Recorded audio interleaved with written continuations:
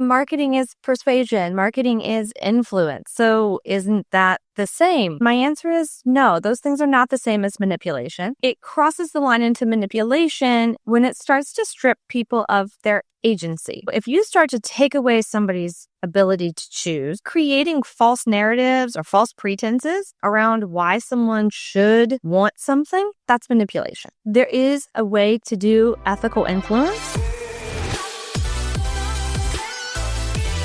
Welcome to the Mastering E-Commerce Marketing Podcast. I'm your host, Eitan Koter, co-CEO of Vimy. In an era of rising acquisition costs and increased competition, this podcast is dedicated to helping you drive sales, engage customers, and build meaningful communities so you can turn passive visitors into active buyers. Don't forget to subscribe so you won't miss out on future content. Now let's get started with the episode. Today's guest is Chelsea Burns, also known as the Marketing Psychologist. With over 17 years in marketing and a master's in applied psychology from USC, Chelsea helps conscious companies grow without compromising their values. She's the creator of the Belong framework, a powerful approach that blends brand science with brand strategy to build trust, foster belonging, and align a company's internal culture with its external message. Her work guides brands to scale ethically, connect authentically, and create a lasting impact. Chelsea, welcome to the show. What a lovely intro. Thank you so much. I'm excited to be here. Great. Chelsea, it's a pleasure to be here. Really exciting topic today, right? I love the niche that you operate in. I'm sure you're very successful. Many companies out there need your help. But before we dive in, Chelsea, if you can think about 3 words that are most important to you, probably you're more connected to, I'd love it if you can share it with us, please. Yeah, and I think it's probably going to be a little bit of a repeat. I was listening to the bio, but the first word that comes up is integrity. Integrity at the core of everything. The next would be belonging to yourself, belonging to and with others. And then authenticity would be the third one. Mm-hmm. Great. So authenticity, I think, is very clear, right? I mean, it's the way to differentiate today and just make yourself truly unique out there in the audience, right? What about integrity? Why it's so important to you? Well, as I think about how I landed in this space of ethical branding and non-manipulative marketing, there's an interesting kind of a story of origin there. But as I've sat down and reflected on how did I get here, and I think that integrity is something that has showed up in my life a lot. I grew up on a farm. I grew up rural. A handshake meant something. Your word meant something. And those values were just kind of instilled in me. And so as I moved through my career and got to higher spots on the ladder, it felt like having integrity was kind of a differentiator. The people in the rooms got smaller, they got more confidential, and you had an opportunity to be able to maybe wiggle around in some gray space without anyone knowing. But the people who could really do the right thing, even when no one was watching, I think were the people who really succeeded. So that's been really important to me. Nice. And it has direct connection to authenticity, right? So what's authenticity? How do you define it, and specifically from a company perspective? Yeah, so authenticity to me, and I realize that the word is kind of buzzy now. There's a lot of people who talk about it. I typically add like ruthless authenticity or ridiculously human to things, because to me it's truly being secure in who you are, whether you're a person or a company, solid in your sense of self, right? You know what your strengths are, but you also know what your weaknesses are. And you hold space for both of those things. And you show up even when it's messy, even when it's not pretty, and you own those things. There's a lot of psychology behind why that's powerful. But to me, that's what it is. There's no facade. It's just, this is me. This is who I am. I am an imperfect person or an imperfect company. And this is how I move through the world. Yeah, I totally agree. Like authenticity is like overly hyped lately, right? And everyone wants to be authentic. And I started to use the next probably level of authenticity, which is vulnerability, right? So we need to be vulnerable out there, right? This is just probably a way to just expose yourself in a world of AI, just showing that you are real. There are people behind companies, and the stories are behind the people, and what's inspiring is their background, what they did, some of the lessons that they've been through, and definitely us as shoppers that we buy through. I mean, e-commerce, for example, is all about like impulse purchase, right? And this is what everyone talks about, right? So yeah, there's a lot of psychologically involved things that are that we think about or we don't think. It's usually something which is we don't think about it, right? And we can explain it after, but when we do that, the thing, it's really something that comes from within us. It's an instinct, right? Uh-huh. Yeah. So how do you mentioned before non-manipulative marketing, right? So please explain what you mean and how do you implement this practically in a day-to-day, terms? Yeah, I get this question a lot. Like, what's the line? Because marketing is persuasion, marketing is influence. So isn't that the same? And my answer is no, those things are not the same as manipulation. I actually just did a post this morning on LinkedIn about this, about how for me, it crosses the line into manipulation when it starts to strip people of their agency. So if you start to take away somebody's ability to choose, you start telling them, or you start creating false narratives or false pretenses around why someone should want something, that's manipulation. There is a way to do ethical influence. Robert Cialdini wrote Influence the book a long time ago. It's been around. And then he's now created this institute. I'm actually guest speaking at the institute as an expert to teach people here's the education, here's the theory. Here's how you put it into practice. So what it looks like is really clear boundaries. I think a lot of people in the branding space can agree that a brand is a relationship. Mm-hmm. But for whatever reason, when it's time to go from branding into marketing, into the mouthpiece, consent, boundaries, psychological safety, it all just goes out the window. I know you didn't answer my last 6 emails, but I'm going to send you one more. You have no data that shows that person gave you consent to send that email. And so that's kind of what I'm doing too, is blending in, if we're going to call it a relationship, which yes, I do believe it is, let's build healthy ones. Yes. And we know most companies are focusing on performance marketing rather than brand marketing, right? I mean, it's when you assess a company's brand marketing or their brand identity, what psychological cues or subconscious signals that you pay attention to first?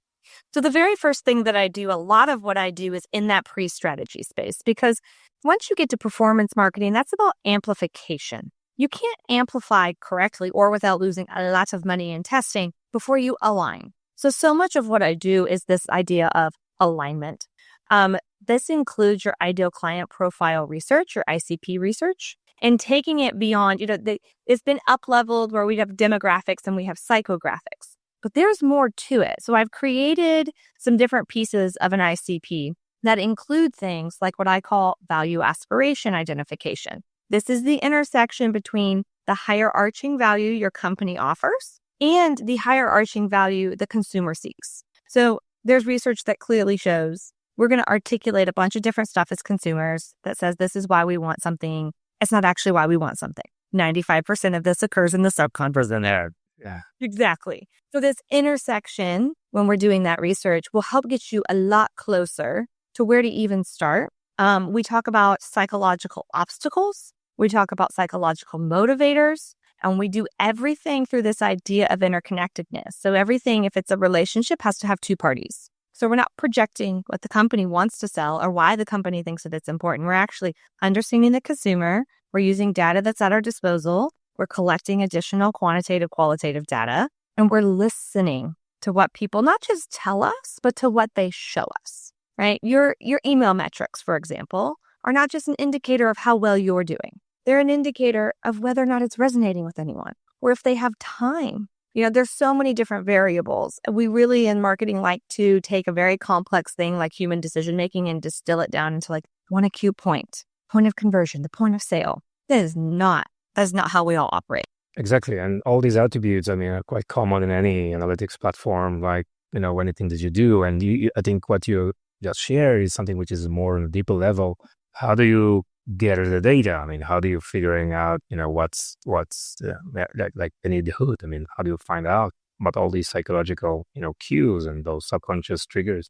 So a lot of this, I think, is a lens, right? You have to learn how to look through this lens. And before I ever got my master's degree, I was doing this. I didn't realize this is what I was doing. So my favorite story to tell is I worked at a university in Oklahoma, and I call them cowboys. There's a lot of cowboys in Oklahoma, but that's what they called their alumni base, were the cowboys. They had an amazing donor who donated all this money to build a beautiful state-of-the-art performing arts center. This person had connections with the New York Philharmonic. So the inaugural season in a town of 50,000 people in Oklahoma was going to feature the New York Philharmonic. Mhm. The whole university was thrilled. What great optics. And then afterward went, oh my God, is anyone going to buy these tickets? Like, do these people, have they heard of this before? Do they know what it is? Are they interested? Like, we're talking a very working class community. Are they going to like spend the money to go put on a suit and go watch this performance? And so at that time, I was running marketing for the whole university and was offered up as kind of a resource and was helping them figure out, okay, how are you going to market this? And was looking at basically like social media metrics, engagement, obviously, sentiment tracking, listening tools, those types of things. But the thing was, is it went a little bit deeper than just, oh, this post performs well here. Started really looking at the quantity, like what's the volume of people just talking about this on their own, and starting to connect the dots between some of the demographics and some of the psychographics that we could know about these people. And here's what happened was it spanned everyone. It was men, it was women, it was students, it was parents, it was alumni. Everyone was talking about this. And as time went on, some of the decision makers were like, the website project kind of got held up. We're going to do this donor event. We don't need a website. Let's just go. We're going to print some forms. They can fill them out. We can follow up with them. And I was like, you guys, no, you have to. They're ready. Everyone is ready to buy. They want to be a part of the story. They are excited. They want to support the community. Do not miss that mark. Look, because if you make the announcement and you have this climax of emotion and they don't have a way to not just commit, there's a difference between here's my name, send me an email, and here's my credit card. I stayed up until 4 a.m. that morning before and just kind of like piecing it. I knew enough at that point, right, to just be dangerous. So you're like building things and connecting, like what's the free tools? We're still higher ed, and put together this whole purchase experience. They had to close season tickets 3 weeks in because season tickets are discounted. And financially, like there's a certain number at which there's a tipping point, you start to lose money. They had to shut them off 3 weeks in because they sold so many. Oh, nice. So like it's all right there in front of you. It's about understanding what lens to look at it through. Exactly. This is one of the difficulties for any marketing team these days, right? This overwhelming amount of data. The question is not anymore, okay, how do I get the data? It's what exactly I want to prioritize in analyzing this data and what's important to me, right, as a company right now. I think that's the biggest challenge. So exploring these cognitive levers, let's say. So which intrinsic motivators do you find most underutilized by brands? And why do you think they're overlooked, right? I mean, man, what a question. What a question. I think the first thing that comes up for me is what I would call a lack of empathy, in the sense that empathy is being able to put yourself in somebody else's shoes. but There's a lot of ego taking up space in branding and marketing. people are just fall in love in their products, right? Their ego is just And I'm a big believer in duality. So at the same time that ego can get in the way, ego is also a great motivator. It can also be a very positive thing. There's light and dark sides. What I see a lot is this ego that wants to be the expert, that wants to take up space, that wants to brag on, ROAS and conversion percent, all of these types of numbers. But what happens is when you don't show up with actual empathy for the consumer, you start talking at people and you make assumptions and you overlook things. Because the thing is like, even if you found out what worked in the last campaign, it may not work again. We're moving at such a rate of change. And there's so many things that are uncontrollable that I think a lot of people in this space, they want to take ownership. Oh, I knew exactly what time I was sending it and exactly what image and all the things. There's still a lot of like mystery around human behavior and why humans do what they do. And so I think for me, the biggest miss with intrinsic motivators is making too many assumptions instead of going out and continually asking people or giving them opportunity to show you what they actually want. Mm-hmm. And I think in most cases, it's not their first answer, right? Because it needs to get deeper to the feeling and to the emotions later.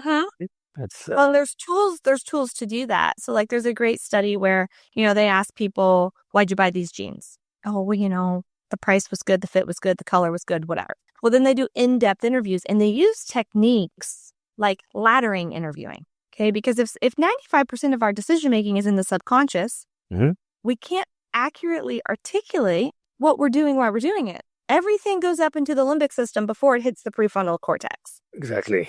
Just like you said earlier, the reasoning, the logic, that comes later. Even if it's just seconds, it still comes later. People bought the jeans because they felt like the higher version of themselves, which is why when I talk about value, like value aspiration, I'm not talking about any of these attributes. I'm talking about what are they seeking for the highest version of themselves. And so that's kind of where like I see that come into play, is it's like you have to really spend some time with people, talking to people, giving them avenues to kind of draw these red threads through everything to understand what your actual value is. And then you can go articulate it through attributes and features, because yes, we still need to use language and clarity in that way. But the essence of your brand and the essence of the marketing and how it makes you feel has to be in alignment with how that higher version of someone's self makes them feel. Yes, high version of ourselves, I think, is so important, because you need to understand how people define that, right? And just log this, save this word bank, and just use it in your marketing, right? This is so powerful.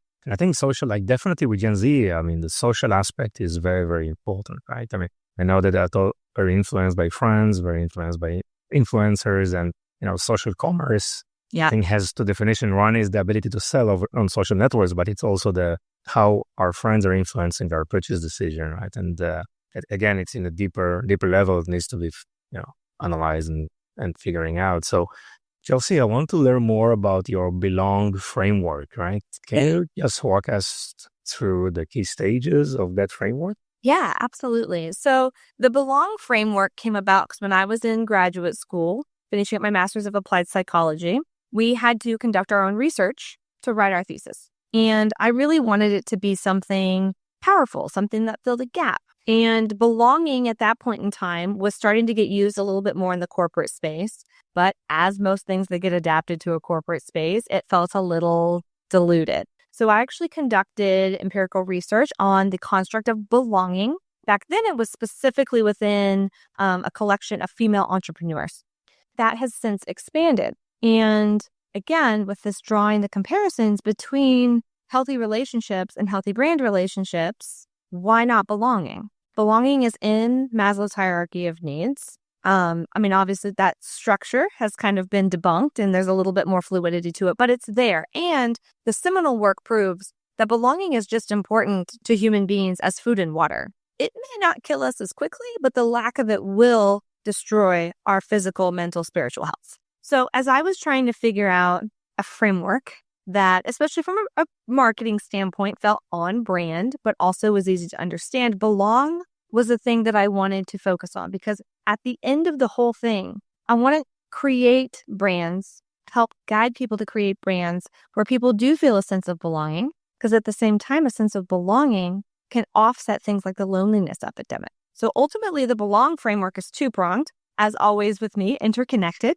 It is a framework to help teach you how to build an ethical brand that builds belonging, trust, reciprocity with people, and at the same time, helps enhance holistic human health. Because even if it's just one brand at a time, we think about the chaos that's floating around. If we can just calm that one brand at a time, it can really help people. So when we look at Belong, we're walking through ways to add in the brain science. What does this look like? What is the foundation of it? What science exists? What's relevant? What's not? It changes pretty often. We want to look at some of these ways to show up with emotion and empathy and connect in those ways. We want to really leverage the neuroscience in a way that anchors it in humanity, always anchoring it in humanity. There's a lot of ways to use brain science and neuroscience to quote unquote brain hack people. It happens a lot. Teaching a cohort right now where I'm showing very specific examples of from not so subtle to pretty subtle and how to identify these things in marketing. The O in Belong is for this organic approach, because I think it's really important for people to understand that you can do this without spending a ton of money. I have been in the positions, I have managed multi-million-dollar ad budgets. They can be very successful. Again, once you've aligned, you can absolutely amplify. But I think all too often, especially when we get into performance marketing, there's this need and want to okay, well, just get me the results, right? When you're force feeding that, you can't have a Belong brand. They're just not conducive to each other. when you start to look at the narrative, how to tell the story, when you start to look at the guided transformation, which is really the end cap of the Belong framework, you'll see that I use the words guide, teach, help, all of those things because there's a partnership baked into those words. The framework itself mimics all of the things that I teach. People want to go from their desired state or from their current state, to their desired state. They have all these obstacles in the way. Jay Abraham has a great quote where he says, if you can basically, I'm paraphrasing, if you can define the problem better than the person with the problem, they'll assume you have the solution. Nice. Right? Yes. If you show up as a guide and you say, here's my story, here was my current state, and people go, oh my God, that's my current state. And you say, and this is where I am now. And they go, that's my desired state. They will assume you know how to handle every single obstacle along the way. So that's kind of how it comes full circle. Yes, that's the transformation that you actually talk about, right? From pain to pleasure, right? So that's, yeah. And what do you find companies more struggling, in this process? Man, it's a little bit, so far it's been a little bit all over the place. One of the things that I see the most with companies, what was working isn't working anymore. And there was kind of a white knuckle, oh, well, we're just going to pour more money into it. We're going to pour more resources into it. And it didn't work because guess what? It wasn't about the exposure. It wasn't about your top of funnel. Something shifted in here, or maybe even in here or in the gut. Like the body, we're making decisions here, here, and here. Something shifted. Ultimately, the higher value seeking is probably the same. But whatever is happening in that decision-making process along the way, either something shifted or a different sector or a different competitor has taken up more space. Something has shifted. Somebody is tapping along, right, and following along, or your consumers have shifted in a way. Look at how many things just globally have changed in the past 6 months. We cannot expect people to not have some sort of shifting going on in their lives. And so that's typically what I see is people are like, man, this was working and we had huge growth and we've totally stalled out. What do we do? And they've tried a bunch of other things. And then they finally go, we need something deeper. I tell people a lot, like I solve unseen problems. So when people come to me, they come to me with their seen problems. Here's all, I have all this. I know this. They need the lens to be able to kind of like tighten up that vision. Yes, it's like the upper side of the iceberg, right? I mean, most of the answers is really deep. Yeah. And Chelsea, how do you make sure all the process is applied ethically, right, in companies, and rather than just maybe people think about it as a persuasion trick or something? Mm-hmm. So I've had people ask me before, like, do you work with certain industries? No, industry agnostic. I have more experience with some industries than others. But ultimately, that's probably because those industries care about people more than money, more than some others. Not saying that every company in those places doesn't care. And then they're like, well, how do you know? How do you know you want to work with somebody? Because there are people who I won't work with. And I said, well, it's not about what they say. It's about what they don't say. The people who want to do this ethically, the people who are building conscious companies because they want to disrupt for good, they may talk about money and revenue as a metric, as a KPI, because it's very clear to track. But that is not the core focus of the conversation. The core focus and the language that they are using is like, man, we have helped this many people and we want to help this many people. We know because we're smart, it translates to this many dollars, right? And so that's a little bit of kind of the vetting process, I would say. It can't just be me. So when you say, like, how do you make sure that you stay on ethical lines? I'm pretty firm in my ethics and my integrity. I feel pretty good. I'm also a rather assertive person. I don't have a problem politely and respectfully raising the flag and saying, I think we're getting into some gray space, At the same time, my contracts have language that's like, if at some point there is a line crossed, there is, an option for either party to back away. Because also humans make mistakes. But yeah, I would say that that's really what it is. It's a partnership on the ethical side, making sure we're not manipulating, making sure that once money becomes the core, then you kind of end up in a little bit of a death spiral. So how do we hold space for the fact, because this is profitable. I could riddle you all, multiple different stats about increase this, increase that, increase this. It works because once people trust you, they trust you with their money. They trust you that you're going to help them and those types of things. But when it becomes the core is when you get really kind of caught up in this gray space of pushing some ethical boundaries. Yes, yes. And you mentioned before this transformation from A to B, from pain to pleasure. I try to understand now about you and your business. What are usually the pains and the transformation of the pleasure that you are hearing or experiencing with your customers? In order to do what I do and to kind of follow this, you have to be comfortable being uncomfortable. You are inevitably going to hear things you don't want to hear. You're going to be faced with things that either just don't sit right with you or, because most of the people who reach out to me, but all of the people who end up working with me, they have good intentions, but perception is reality. And good intentions don't always mean that the people on the receiving end are feeling that way about things, especially if you've had rapid growth and things are stalling out. It is hard to keep that kind of emotional resonance, that kind of trust as you scale. A lot of people start to forget about internal branding. You start to grow your team and you increase your contractors and you grow your following and you have all of these different voices. You have all of these different touch points. Creating brand alignment internally is very important. That can change someone's entire experience with your brand, your company. Is if you haven't done a good job and somebody's out there, even if it's inadvertently, communicating something that's a little off base or has different motivators and is doing it for different reasons. And so, I apologize. I lost my train of thought a little bit, but the pain to pleasure, that you hear from your customers, they come to you, with what kind of problems, right? And yeah, how do you transformation help? Yeah. And because so much of it is that alignment, and that's what I was saying, is that it gets uncomfortable because we got to go out and we got to understand these people. We have to really hear them. The magic happens. There's multiple layers of listening. A lot of times we hear people stop at active listening. Generative listening, which is this deeper level, is where the magic happens in this space because people will tell you and show you what they want. My entire brand, my entire service offerings, all reverse engineered from what people have told me and shown me over the past, what month is it? 8-9 months. Mm-hmm.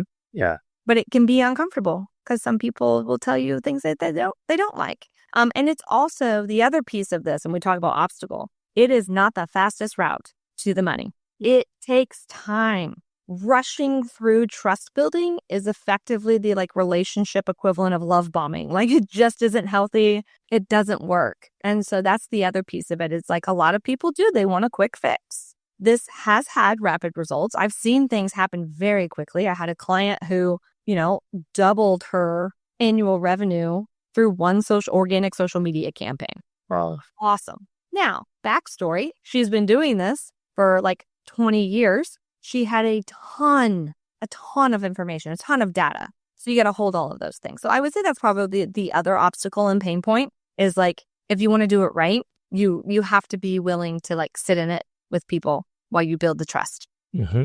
Mm-hmm. Chelsea, which psychological principles do you think are very important for marketing team to understand? Such a big question. The psychological principles, actual theories. Yeah, the thing you implement, the thing you believe. You talk a lot about trust, right, and the belonging, right? So this is the core, of your offerings. Anything else that is just as important, or you want to share? So I would say the big thing for marketers who might be listening to this and want to apply this, Solomon's paradox is a real thing. When you're in it, you can't see it. I had a friend of mine who was like, when you're inside the bottle, you cannot read the label. Yeah, you don't know what you don't know, right? Exactly. And this is why it's so important in this space when you're doing this. If you're doing it correctly and relationally, you have to talk to people. You have to get their feedback. You have to want more than praise. The ego has to take a back seat, and it has to be about the well-being and the value of the other person. So that one's huge. I think the other thing that comes up a lot for me when I think about actual psychological principles, pluralistic ignorance is a big one. So this idea that we stay silent because we believe we're the only ones feeling, thinking, experiencing something. Once somebody starts talking about it and you go, oh my God, I'm not alone.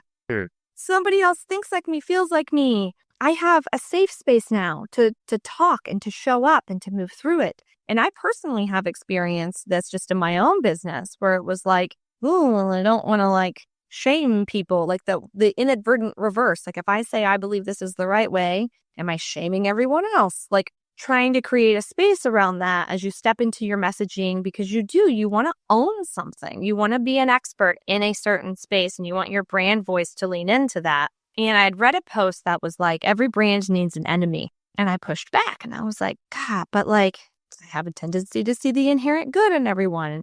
And the response in the comments was like, no, it doesn't have to be a person. It can be a thing. And that was the turning point where for me, it was like, okay, well, manipulative marketing is now my arch nemesis. And as I start talking about this, that's when my growth just, because it broke that pluralistic ignorance. There's still people who show up in the comments on my stuff and they're like, this is just marketing. It's all persuasion. It's all whatever. This is just how it works. We've all accepted it. But I have way more people who go, you know what? Thank you. And thank you for teaching me as a consumer, because at the same time, even marketers and branders, we're still consumers. Yes. So when will be the best time for like founders, leaders out there to reach out to you, start working with you? Oh, like right now? Yeah, but in terms of what's happening with their company, obviously. Yeah, I'm sitting here thinking like, even if your company is doing well right now, like calibrating and tweaking, like GPT-5 just came out. Like, look at the rate of change of things. The world is shifting a lot.